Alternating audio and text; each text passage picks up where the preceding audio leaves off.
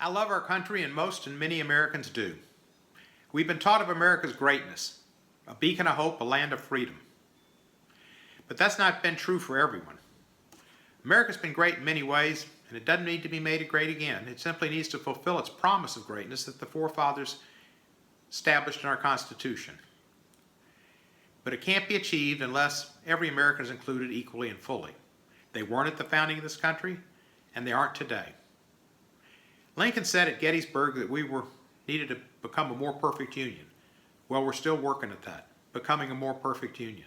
African Americans, for the most part, have not shared in America's greatness, its great political and financial wealth, nor its progress, even as their labor has helped build America and created its wealth. African Americans have been frontline and essential workers since they were brought to this country from Africa. Our nation cannot be different for different people, can't be different, the laws can't be different, and it can't be based on distinctions in race, religion, or other meaningless distinctions. We're all humans. The death of George Floyd at the hands of those sworn to protect and serve cannot go unanswered. George Floyd is one name among many people of color who have died at the hands of law enforcement and who have not received justice from our justice system. There's so many names: Philando Castile, Eric Garner, Michael Brown, Sandra Bland, and in Memphis, Stephen Askew and Darius Stewart. They were killed unlawfully by law enforcement officials, and they didn't receive justice. It's time to start anew and to fulfill our promise of America's greatness. We suffer in this nation from a terrible sickness that must be treated, injuries that must be healed, and cries of pain that must be heard, just as George Floyd's cries of "I can't breathe" should have been heard, responded to, and he should not have died. His death is an American tragedy. He should be alive today. The actions leading to his death are symptoms of the disease that we must cure for the societal health and future of our nation. Our nation was built on the backs of black slaves. Many of our institutions that operate today were funded through slave labor.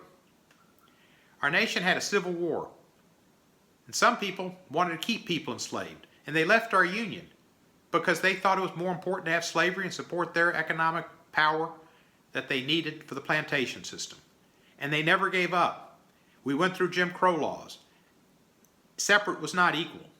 And we're still trying to get beyond that. Since the emancipation, there has never been a time that we've ceased, some people have not ceased, to try to put their dominance over people of color. Jim Crow laws, poll taxes, redlining, denying credit, payday lending, minority voter suppression, the list goes on. If there is a way to disadvantage, take advantage, oppress, suppress, or in any way keep the knee on the neck of African Americans, it has been done in America and it's being done so today.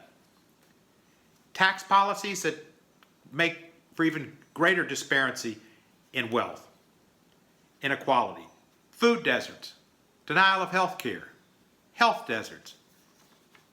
Even the recent CARES law and the formulas for which it was given gave more to the wealthy hospitals and the not-so-needy cities with airports and the people who had connections at the banks, rather than giving it to the people who really needed it, were without jobs and without savings and without opportunity, and are going to suffer even more in the future as $600 from the federal government for unemployment compensation stops and the PPP ends. The systematic and chronic racism and racial inequality in America is reprehensible. It is immoral. It is a crime against humanity, and all those who look away, who are not outraged and who allow it to continue, are perpetrating it, and they must speak out. And if they don't love America, and they don't want America to really be great. We must treat this debilitating illness aggressively and systematically, and we must heal this nation. And we can never heal this nation if justice is not meted out equally and without favor or disfavor based on race or any other classification. We are all, in final analysis, human beings.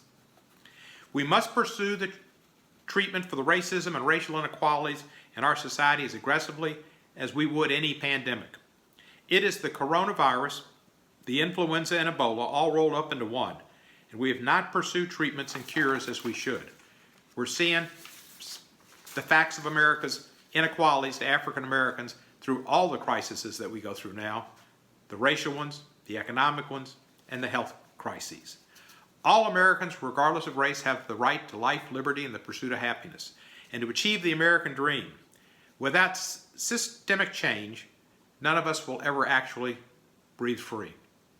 I call on Congress and pledge to you to address the killing of George Floyd and the policies of policing that have led disproportionately to the deaths of too many African Americans. We need to pass laws, we need to have hearings, and the time is now.